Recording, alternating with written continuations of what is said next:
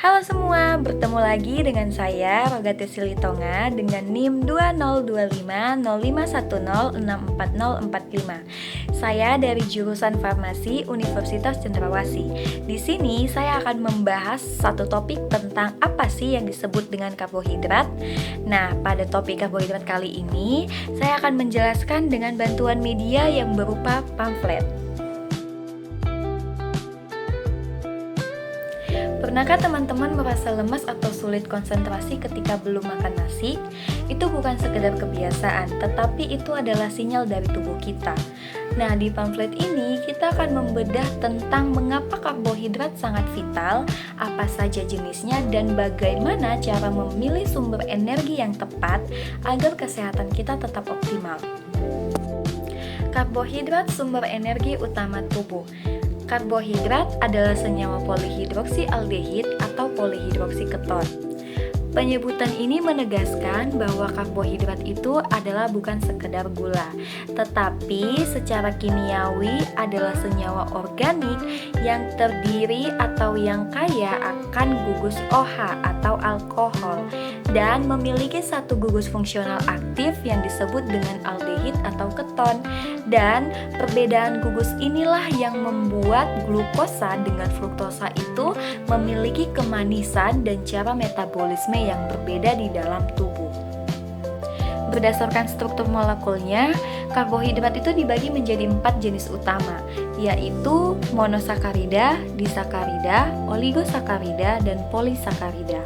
Nah, monosakarida itu adalah unit terkecil dari karbohidrat yang tidak dapat dihidrolisis lagi menjadi bentuk yang lebih sederhana.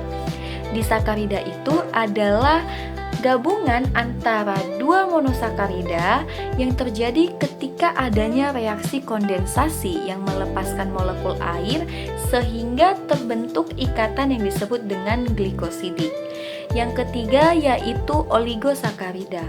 Oligosakarida ini adalah rantai unit pendek yang mengandung 3-10 unit monosakarida. Dan yang terakhir yaitu polisakarida. Polisakarida adalah polimer karbohidrat yang kompleks yang terdiri dari ratusan hingga ribuan unit monosakarida yang saling berikatan. Jika kita melihat di bagian tengah pamflet ini, di situ terdapat berbagai bahan pangan yang sangat akrab dengan meja makan kita, yaitu sumber karbohidrat. Nah, sumber karbohidrat ini bukan hanya berasal dari satu jenis makanan saja, melainkan dari berbagai jenis makanan yang sangat beragam. Ada nasi, kentang, roti, hingga jagung. Namun, apa yang terjadi jika tubuh kita tidak mendapatkan asupan karbohidrat yang cukup?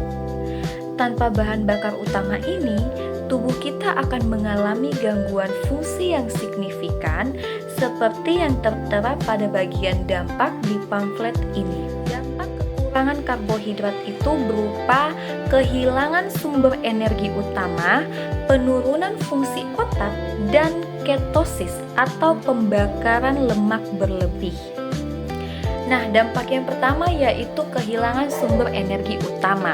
Artinya tubuh kita akan terasa cepat lelah, lemas, dan tidak bertenaga. Karena apa? Karena simpanan glikogen di dalam tubuh sebagai bahan bakar otot itu telah menipis.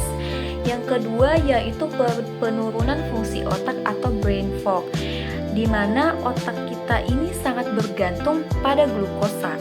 Ketika kekurangan asupan, itu dapat menyebabkan sulit berkonsentrasi, pusing, hingga perubahan suasana hati atau mood swing. Dan yang terakhir yaitu ketosis atau pembakaran lemak berlebih, di mana saat karbohidrat tidak ada, tubuh akan membakar lemak secara paksa untuk energi. Dan proses ini menghasilkan keton yang jika berlebih dapat menyebabkan napas bau dan mual. Setelah memahami pentingnya karbohidrat dan bagaimana resiko ketika kekurangan karbohidrat, yang menjadi pertanyaan adalah bagaimana cara kita mengonsumsinya dengan benar. Nah, pada bagian akhir pamflet ini, saya telah merangkum tips agar kita bisa mendapatkan energi yang maksimal tanpa mengorbankan kesehatan jangka panjang. Pada bagian akhir pamflet ini, tips konsumsi sehat yaitu pilihlah karbohidrat yang mengutamakan sumber dari gandum utuh, buah-buahan, kacang-kacangan, serta umbi-umbian. Karena apa? Karena itu adalah bahan pangan yang mengandung serat tinggi dan memberikan energi yang lebih lama. Serta batasi konsumsi gula dan seimbangkan protein dengan lemak. Sebagai penutup, saya ingin mengajak teman-teman semua untuk mulai lebih bijak dalam memilih apa yang akan kita makan. Mari kita terapkan tips konsumsi sehat tadi agar tubuh selalu bertenaga tanpa resiko kesehatan di masa depan. Pilih karbohidrat yang sehat untuk energi yang optimal. Terima kasih atas perhatiannya.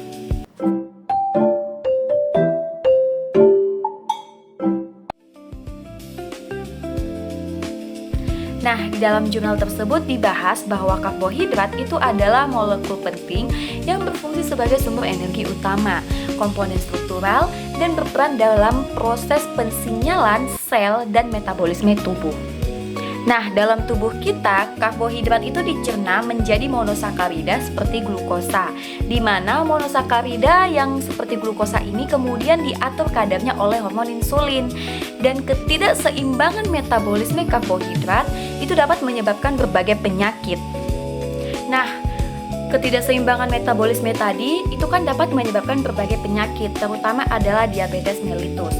Karena diabetes mellitus itu ditandai dengan adanya gangguan regulasi glukosa darah akibat resistensi atau kekurangan insulin. Untuk mengatasi penyakit ini, ada yang menggunakan terapi obat. Terapi obat yang digunakan itu adalah obat metformin yang meningkatkan sensitivitas insulin. Nah, selain diabetes mellitus, ada juga penyakit yang ditimbulkan akibat konsumsi karbohidrat yang berlebih, terutama pada gula olahan. Juga berkontribusi terhadap penyakit obesitas dan penyakit kardiovaskular akibat peningkatan kadar lemak dan trigliserida dalam darah. Obesitas dengan penyakit kardiovaskular tadi itu dapat diatasi dengan obat namanya simvastatin. Nah, simvastatin ini bisa juga digunakan serta dibarengi dengan perubahan pola gaya hidup. Nah, secara keseluruhan, jurnal ini menegaskan bahwa karbohidrat itu memiliki peran yang sangat vital bagi tubuh kita. Karena apa? Karena ketika kita mengonsumsi sesuatu yang tidak seimbang, tidak sehat, begitu, itu akan mengakibatkan gangguan metabolisme di dalam tubuh kita. Dan gangguan metabolisme inilah nanti yang akan mengakibatkan atau memicu kita terkena berbagai penyakit.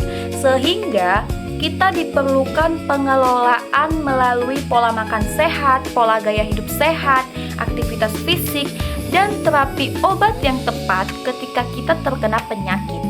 Baiklah, sekian penyampaian penjelasan tentang karbohidrat dari saya. Mohon maaf apabila ada salah kata dalam penyampaian. Terima kasih dan sampai jumpa.